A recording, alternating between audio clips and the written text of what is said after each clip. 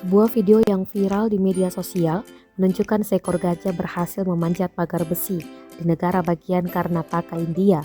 Dalam video tersebut, awalnya gajah itu kesulitan, namun akhirnya gajah tersebut berhasil melewati pagar tersebut meski tanpa kesulitan. Video itu dibagikan seorang pejabat India, Supriya Sahu di Twitter. Sahu menyematkan tulisan speechless dalam tweetnya tersebut.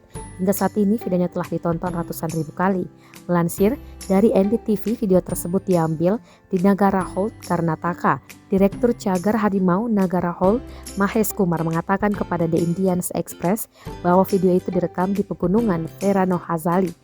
Dia menambahkan insiden itu terjadi pada pagi hari, tanggal 16 November, ketika hewan itu hendak kembali ke hutan setelah merumput. Beberapa pengguna Twitter terkejut melihat video tersebut. Mereka tidak menyangka seekor gajah mampu melompati pagar besi. Namun beberapa pengguna Twitter tak terkejut dan berkomentar bahwa mereka telah melihat video seperti itu sebelumnya. Kendati demikian, ada banyak pengguna Twitter yang tidak senang dengan perjuangan gajah tersebut dan mempertanyakan kehadiran pagar besi di lokasi tersebut.